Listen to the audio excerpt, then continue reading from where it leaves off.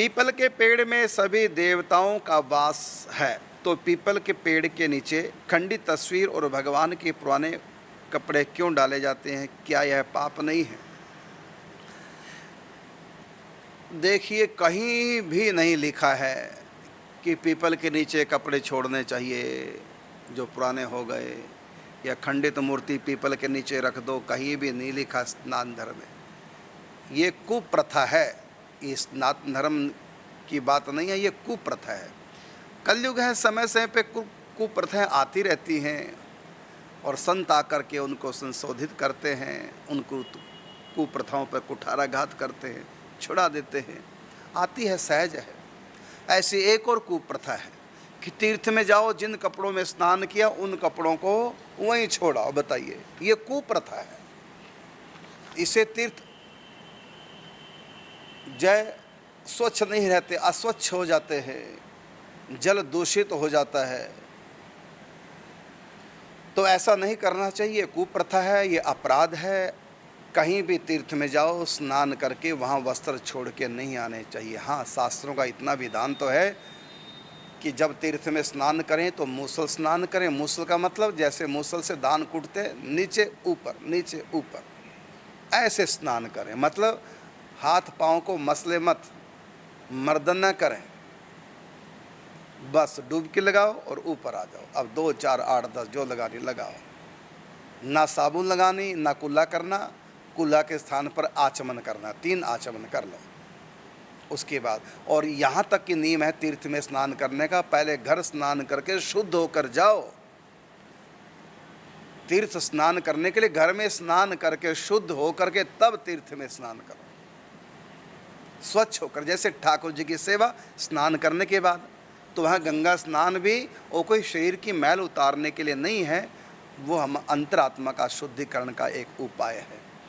तो हम स्नान करके पवित्र होकर के गंगा जी जाएं, प्रणाम करें, आचमन करें, और उसके बाद फिर हम क्षमा मांगते कि हम पाँव रख रहे हैं, क्षमा मांगते फिर गंगा जी में डुबकी लगाएं। ये नियम है मूसल स्नान। और फिर जब स्नान करके बाहर घाट पे आएंगे, थोड़ी देर तक बालों से, वस्त्रों से पानी टपकता रहे, उससे तृप्त होते हैं हमारे पितृगण। उसके बाद फिर वस्त्र बदलो, और उन वस्त्रों को निचोड़ने से नहीं चाहिए। जो आप घाट पे निचोड़ेंगे वो सारी मैल फिर गंगा जी में जाएगी, फिर तीर्थ में जाएगी, या वहाँ कीचड़ होगा, अपवित्र आपका हो। तो इसलिए ये वहाँ नहीं करेंगे। बस पॉलिथीन में कपड़े रख लिए, निचोड़ना थोड़ा दूर ही जाकर निचोड़ो।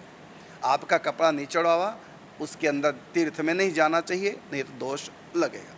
और कपड़े तो भूल कर भी छोड़ के नहीं आने, अपने मैले कुचैले कपड़े तीर्थ में छोड़ने नहीं चाहिए, उससे दोष लगता है। यहीं पर हमारे यहाँ नंदगांव के पास कोकिला बना, देखा मैंने, वहाँ वृक्षों पर गंदे कपड़े लोग फेंक देते हैं स्नान करने के बाद। यहाँ के जो वृक्ष हैं वो सब भगवत भक्त हैं, ऋषि मुनि हैं जो तप कर रहे हैं। इसलिए यहाँ के वृक्षों पर कभी भी कपड़े वैसे भी सुखाने नहीं चाहिए। और आप गंदे मैले को चले कपड़े फेंक आते हैं। पूछा क्यों फेंकते हो? कहते ऐसा कहा ना कि जब यहाँ स्नान करो तो कपड़े यहीं छोड़ के जाना चाहिए, उससे हमारे पाप भी यहीं छूट जाते हैं। ऐसा नहीं, ऐसा किसी ग्रंथ में नहीं लिखा। इसलिए कोई भी अपने वस्त्र तीर्थ में न छोड़े। और पीपल के नीचे तो बिल्कुल नहीं, क्योंकि पीपल में तो भगवान का निवास है, वो तो परम पवित्र होना चाहिए वहाँ का स्थल। और वो कोई डस्टबिन थोड़ी है जो आप गंदे संदे सब वहीं छोड़ के आ रहे हैं। तो जो मैले कपड़े हो गए ठाकुर जी के, और जो खंडित मूर्ति हैं, तो वो आप ज़मीन में गड़ा सकते हैं। तीर्थ के किनारे ज़मीन में गड़ा दो, नदी के किनारे, या खेत में किसी कोने में नीचे गड़ा दो जहाँ आपके पाँव न पड़े। लेकिन तीर्थ में भी नहीं, जबकि शास्त्र का विधान है ये सब बहते पानी में प्रवाहित कर देना चाहिए। लेकिन वर्तमान की जो स्थिति है वो ऐसी नहीं है। पहले जमुना जी में, नदियों में बहुत पानी होता था तो बह जाता था, लेकिन अब पानी बहुत कम रह गया है। और अब तो नहरों के द्वारा सिंचाई विभाग ने सिंचाई के लिए ले लिया है, तो बहुत कम रह गया।